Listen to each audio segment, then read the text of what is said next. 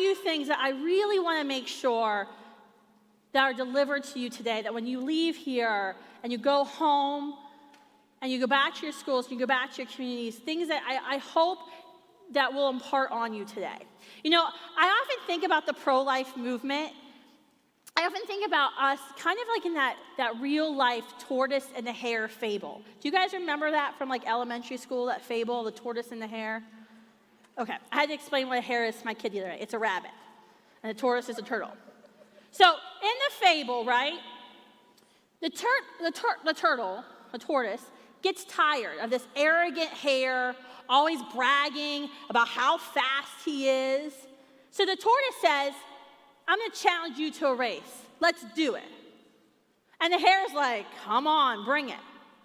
So the hare takes off for the destination, and the tortoise takes off for the destination, and the hare is still making fun of that tortoise.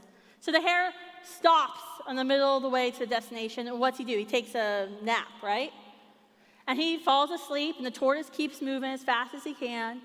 And when the hare wakes up, what's he find? That the tortoise is ahead of him, that the tortoise is going to win the race. So he starts fully sprinting, fully racing to catch up with the tortoise, but it's too late. The tortoise wins the race. The hare, who had all the skills, who everybody in Vegas would have bet on, blows the race. This is how I kind of see our fight in the pro-life movement today.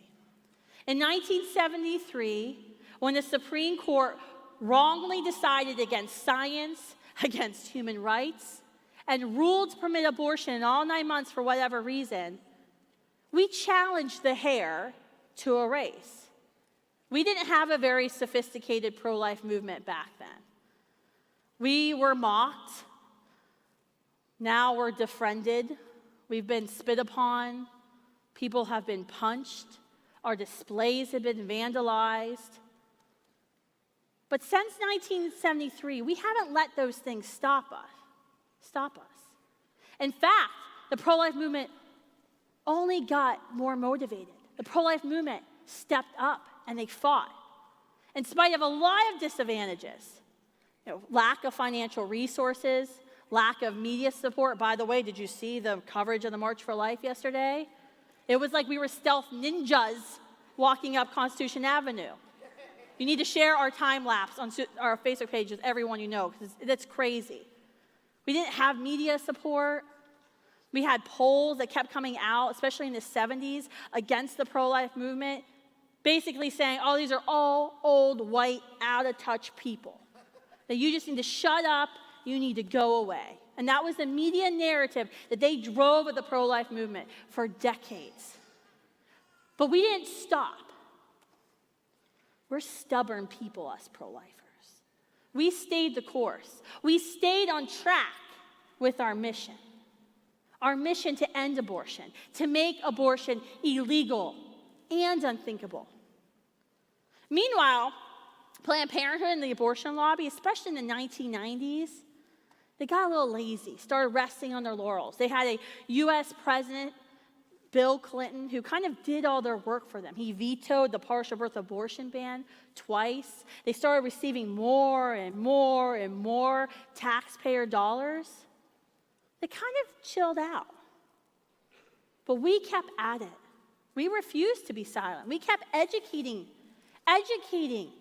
our fellow Americans about the reality of abortion, the violent, grim reality of abortion. We kept showing people ultrasound images so that every single American would understand what is inside of her as a unique, whole, living human being, deserving our rights, a member of our human family.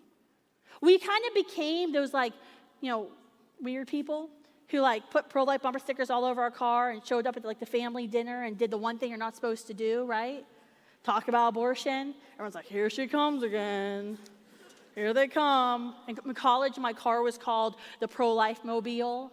I had window decals. I thought it was really cool. It was a lot better than bumper stickers. But we refused to be silent. We refused to be silent. Because of those like Nellie Gray and Joe Scheidler and Jack Wilkie, Phyllis Schlafly, our movement stayed alive and today is strong. Because they fought hard, because they fought against all odds, we've come to this moment right now. And I don't know if you could feel it yesterday in the crowd, but we are at a sweet, sweet moment for our movement. Our poll that Students for Life released just this Monday proves it. Proves that the largest voting bloc in America, millennials, 18 to 34-year-olds, believe abortion is wrong.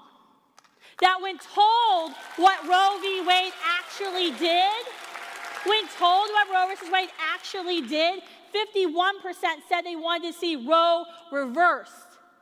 51%. That's huge.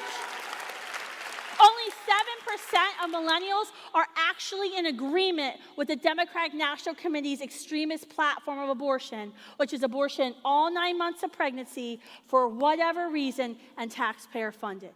Only 7%. I am so honored to say to you today that this truly is the pro-life generation. Do you guys feel that? Do you guys know that? Yes. That's right.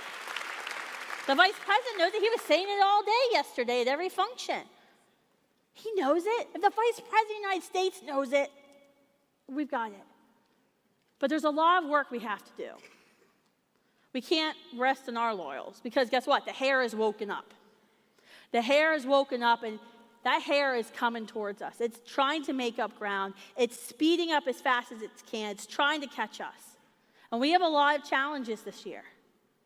We have the House of Representatives this year was, because of the election, the Democrats now control the House of Representatives. The Speaker of the House of Representatives, in her first act as Speaker, inserted into the funding bill to reopen the government language to fund international abortions, forcing taxpayers to fund international abortions. That was her very first act. Planned Parenthood, while a lot of things have been done, is still receiving hundreds of millions of dollars of our taxpayer dollars. RU486, the abortion pill, chemical abortions are coming to a campus near you. In California this year, we had to fight to make sure a bill that was introduced in the state legislature wasn't passed. We actually lost, but thankfully we got a veto by the governor. This bill would have forced every state university in California to dispense the abortion pill on campus, turning every college campus into an abortion facility. This year, they've reintroduced it, and the new governor of California has promised to sign it into law. On your campuses, you're facing more vandalizations and more legal challenges than you've ever faced before. Your administrations have stepped up to silence you. And social media, my friend Lila and her organization, their YouTube videos keep getting taken down. Their Twitter ads keep getting taken down. At Students for Life, we try to put ads on Facebook, they get taken down. The pro-life movement is being suppressed by the three big social media giants. But we can do this. I firmly believe we can do this. I believe we can finish this race and we will win this race. But what we must do is we've got to stop Planned Parenthood, its influence on our campuses. We've got to end campus abortions, and we have to mobilize our army, this generation, to rise up. And when we do that, we have to keep these things in mind. You have to remember what our fight is and stay on the track. Don't get diverted. Don't let the pro-abortion diversion tactic work. Stay on mission. You have to work together with other organizations on your campus, in your communities. You know what's interesting is no one organization created the crisis of abortion in our nation. No one organization alone is going to solve it. You have to partner. You have to work together. You have to be like a David. I always talk about David Goliath. I love David Goliath, right? It's a great story. It's the classic underdog story. But if you look at the fight of David Goliath, David should never have won. He should never have won. But he changed some things in his fight with the Goliath. David won because he substituted his effort for ability. We may be those little tortoises, and we don't have millions for a PR campaign.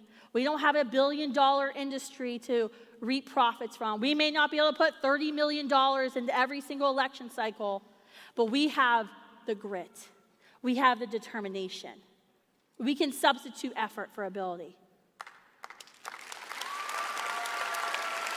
David and Goliath, have you ever read the Bible story?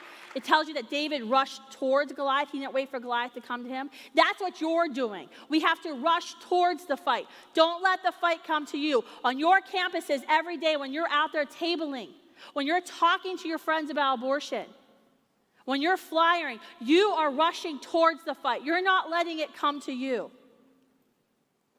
The other thing we have to do to be that David is we have to think outside of the box. We have to think creatively. In California, I told you, we went to college campuses talking about RU486, the dangers of RU486 abortions. Not only did it kill children, it kills women. And what did we do on campuses there? We took toilet bowls. Yes, we took toilet bowls and toilet seats to more than 50 campuses in California. And the messaging worked, even with our pro-choice peers, because it said simply, this is no place to have an abortion. It got everyone thinking about what the RU486 abortion details. But we thought creatively. We thought outside the box. That's what you guys are so good at. So today, while you're here, I beg you, use your time wisely. Go to all the different organization tables here today. Sign up to be involved and make sure your Students for Life group gets linked with other organizations. Go to different workshops. We have 5 pillars at Students for Life. 5 different ways that you can get involved in the pro-life movement. Effective education, industry impact, supportive services, public policy, and my favorite, rapid response. Go to different workshops. And by the way, I think if you go to different workshops, there's like a postcard in your bag, it's stamped, and you get entered to get like a free trip here next year, because the vice president's going to be here. So make sure you do that. But get involved. Do different things. Think today. How can I take what I'm learning today and apply it in my school next week? Men and women, the good news is we've got this. Planned Parenthood and the abortion industry, they've woken up, but they saw you yesterday. They read our polls. They see your Instagram posts. They know they're behind. And they're racing to catch up, to do more than they've ever done before. But the good news is, I know we have the victory in the end. So today, go and proudly be the tortoise you were called to be and help us abolish abortion in our lifetime. Thank you.